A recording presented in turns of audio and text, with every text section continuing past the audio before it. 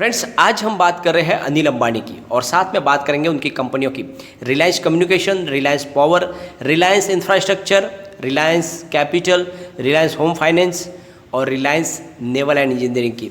जैसा कि मैंने आपको पहले ही इसके पहले वीडियो में बता दिया था कि बहुत जल्द यहाँ से फिर अपर सर्किट का दौर शुरू होगा, तो बिल्कुल आज वैसे ही सभी स्टॉक के अंदर अपर सर्किट का दौर शुरू हो गया। फिर से तेजी का माहौल बनने लगा, क्योंकि ऑलरेडी मैंने आपको बोल दिया था कि इस बार जो ये सर्किट जो लग रहे हैं इसके पीछे बहुत बड़ी पॉजिटिव वजह है, न कि ये ऑपरेटर का गेम है। लगातार अनिल अंबानी अपनी तरफ से कोशिश कर रहे हैं और उसका ये नतीजा है कि इन शेयरों में तेजी बनने लगी है। तो इस तेजी को जल्दी से कोई रोका नहीं जा सकता, ये तेजी आगे बढ़ सकती है और लगातार इसमें आपको प्रॉफिट भी मिल सकता है। लेकिन आपको ध्यान ये रखना है कि कौन से शेयरों में निवेश करना है और कौन से शेयरों से दूर रहना है। आज तो सभी स्टॉकों में तेजी बनी हुई है, लेकिन फिर भी आपको निर्णय लेना होगा।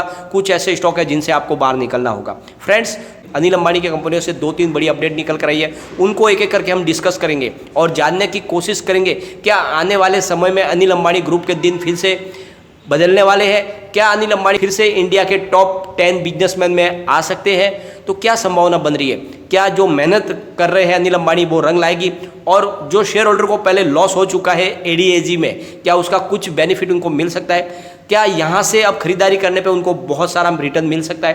क्योंकि एक समय के 3 डिजिट में ट्रेड करने वाले स्टॉक बिल्कुल कौड़ियों के भाव में आ गए थे, अब वापस बढ़ना शुरू हुआ, तो क्या वो वापस वहाँ तक जा सकते हैं? तो सारी की सारी संभावना इस वीडियो के माध्यम से तलाशेंगे। लेकिन फ्रेंड, उससे पहले अगर आप पहली बार हमारे चैनल पर आए तो चैनल को सब्सक्राइब कर दीजिए, एक बेल आइकॉन दबा दीजिए ताकि जब भी नया वीडियो बने पहला नोटिफिकेशन आपको मिले। वीडियो पसंद आए तो लाइक शेयर जरूर कीजिए। चलो फ्रेंड, वीडियो स्टार्ट करते हैं। मैं हूँ आपका दोस्त एसबी दवे और हमारे अपने चैनल ऑनलाइन कमाई में आपका बहुत बहुत स्वागत है।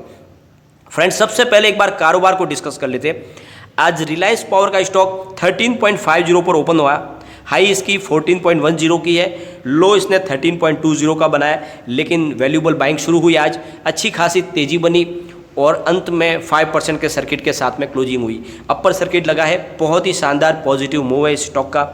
रिलायंस कम्युनिकेशन की बात कर लेते हैं। स्टॉक ओपन हुआ 2.90 पर, हाई बनाई 3.20 की, लो 2.90 का है, लेकिन वहाँ से 5% का अपर सर्किट लगा। यहाँ पर भी शानदार तेजी का माहौल बना।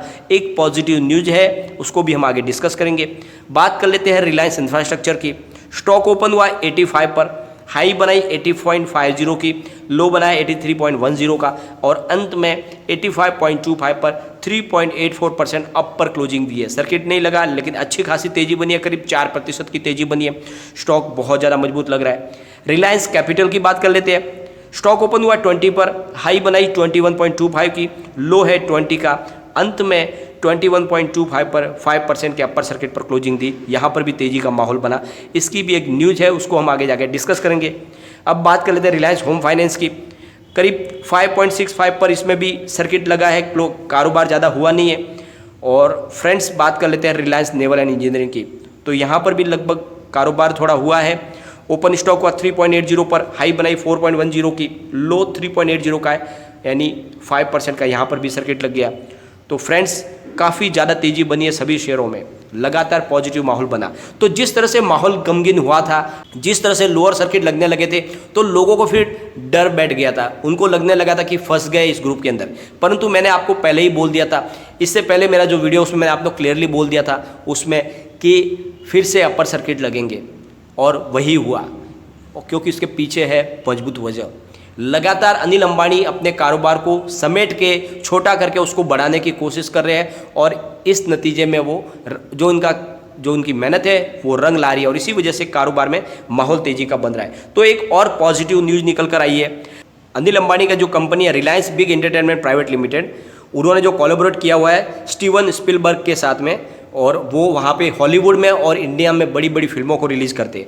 कारोबार इनका बहुत अच्छा है और अब अनिल अंबानी 2 बड़ी हिंदी मूवीज़ को रिलीज़ करने जा रहे हैं 3 महीने के अंदर, जिसमें एक सूर्यवंशी भी है।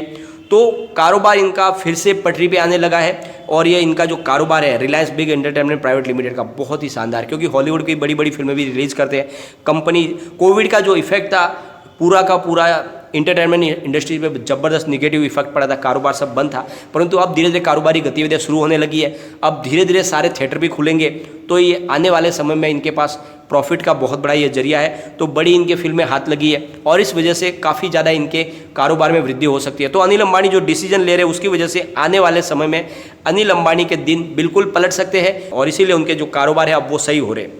तो फ्रेंड्स, एक बड़ी पॉजिटिव न्यूज़ निकल कर आई है उनके लिए। साथ में फ्रेंड्स, जैसे कि आपको पता ही होगा, रिलायंस कम्युनिकेशन NCLT के तहत रिजोल्यूशन प्लान में गई हुई है और उसका कारोबार बिकने वाला है। तो वहाँ से अब लैंडर्स ने रिलायंस कम्युनिकेशन के लिए इसके एसेट को बेचने के लिए UV एसेट रिकंस्ट्रक्शन कंपनी के साथ में आगे बढ़ने के लिए शुरुआत कर दी है। यहाँ से अब फिर से बहुत जल्द इसके एसेट को बेचने की कार्रवाई पूरी की जाएगी। तो एक पॉजिटिव न्यूज़ निकल कर आई है रिलायंस कम्युनिकेशन से, यानी अब उनकी एसेट जल्दी बिक जाएगी क्योंकि इसके लैंडर्स ने प्रोसेस को फिर से स्टार्ट कर दिया है इसके एसेट को बेचने के लिए और उसकी परमिशन दे दी है लैंडर्स ने। और जो तीसरी जो न्यूज़ निकल कर आई है, रिलायंस कैपिटल ने अपने NCDS के जो ड्यू था 7 जुलाई का, उसको पेमेंट को चुकाने में वो डिफ़ॉल्ट कर गए और उसके पीछे आपको वजह पता ही होगी। जो रिलायंस कैपिटल की सारे जो अकाउंट्स हैं वो सारे सीज कर दिए गए हैं और इस वजह से वो ट्रांजैक्शन कर नहीं पा रहे। उनके बैंक अकाउंट में पैसे भी है लेकिन वो दे नहीं पा रहे क्योंकि जब तक इसकी जो सारी कंपनियां हैं वो कंपनियां जो बिकेगी नहीं तो उसके पैसे आएंगे नहीं, तो वो पेमेंट चुका नहीं पाएंगे। और सबसे बड़ी बात यह है कि जब तक उनके ऊपर जो रोक लगी हुई है वो रोक नहीं हटेगी तो उनकी कंपनियां भी वो बेच नहीं पा रहे। उन्होंने आगे दरखास्त भी की है कि उनके सारे अकाउंट एक बार खोल दिए जाए और उनकी कंपनियां वो एक बार उन कंपनियों को बेचना चाहते हैं, उनके ऊपर जो रेड फ्लैग लगे वो सारे रेड फ्लैग हटा दें। रेड फ्लैग अगर हट जाएंगे तो फिर वो आसानी से अपनी कंपनियां भी बेच पाएंगे। तो फिलहाल रिलायंस कैपिटल का कारोबार थोड़ा मुसीबत में और इस वजह से वो फिर से अपने NCDS को ड्यूज कर उनके जो डिबेंचर बॉन्ड के जो पेमेंट है उसको चुकाने में वो डिफ़ॉल्ट करके वो जो लगातार कर रहे हैं। परंतु अब बहुत जल्द पॉजिटिव न्यूज़ निकल कर आएगी क्योंकि जैसे आपको पता ही होगा रिलायंस होम फाइनेंस जो है रिलायंस कैपिटल की सब्सिडियरी कंपनी, उसको भी मुंबई का ऑथम ग्रुप खरीदने के लिए रेस में सबसे आगे है। तो कारोबार लगातार उनका बिक रहा है और वहाँ से अब जल्द वो सारे के सारे निपटारे होने वाले हैं। आरकॉम के जो लैंडर्स हैं उन्होंने भी फिर से अप्रूव कर दिया प्लान को ताकि जल्द से जल्द इसकी बिडिंग होके इसकी कंपनी के एसेट को बेचा जाएगा और वहाँ से रकम मिलने के बाद इनके लैंडर्स को बांट दी जाएगी। तो उस मुसीबत से भी वो निकल जाएंगे अनिल अंबानी। अब बची बात ये कि आगे अनिल अंबानी क्या करेंगे। तो अनिल अंबानी के पास 2 कंपनियां बचेगी, रिलायंस इंफ्रास्ट्रक्चर और रिलायंस पावर, जिनके कारोबार को वो आगे बढ़ाएंगे और ये 2 कंपनियां ही आगे भविष्य में बहुत ज़्यादा आपको भी अच्छा रिटर्न देगी और अनिल अंबानी के लिए भी यही कंपनियां कमाई का जरिया बनेगी। तो निवेश आपका इन 2 कंपनियों में ही रहना चाहिए, बाकी में से आपको अपना निवेश निकाल लेना चाहिए। आपके लिए अच्छा फिर से एक मौका आया है। रिलायंस कम्युनिकेशन में भी अपर सर्किट लगा है, रिलायंस कैपिटल में भी अपर सर्किट लगा है, तेज़ी बनी हुई है। 1 दिन 2 दिन और वेट कीजिए। स्टॉक फिर से अगर आपको 4 साढ़े 4 के आसपास मिले तो इसमें से एग्जिट होके आरकॉम का जो भी आपका इन्वेस्टमेंट है उसको रिलायंस पावर में शिफ्ट कर ले या फिर रिलायंस इंफ्रास्ट्रक्चर में शिफ्ट कर ले। वहाँ पर आपका प्रॉफिट बढ़ने की पूरी संभावना है। दूसरी कंपनियों से आपको निकल जाना चाहिए। तो Reliance home finance, Reliance naval and engineering और रिलायंस कैपिटल और रिलायंस कम्युनिकेशन से आपको बाहर निकलना है और रिलायंस पावर और रिलायंस इंफ्रास्ट्रक्चर के अंदर आपका इन्वेस्टमेंट रखना है। आपने निवेश अब तक नहीं किया तो इन कंपनियों में कर सकते हैं। आने वाले समय में ये स्टॉक बिल्कुल मल्टीबैगर बनेंगे और आपको बहुत अच्छा रिटर्न देंगे। लेकिन फिर भी एक बात का ध्यान रखें, ये पेनी स्टॉक है। निवेश भी इनमें सीमित मात्रा में करें क्योंकि ज़्यादा निवेश करने पर डूबने की भी संभावना है। लेकिन फ्रेंड, कोई भी इन्वेस्टमेंट करने से पहले अपने फाइनेंशियल एडवाइजर से एक बार एडवाइज ले ले या अपना खुद का रिसर्च करें, क्योंकि मैंने वीडियो आपके एजुकेशन पर्पज़ के लिए ही बनाया। वीडियो पसंद आए तो लाइक शेयर जरूर कीजिए और चैनल को सब्सक्राइब कर दीजिए। Thank you friend.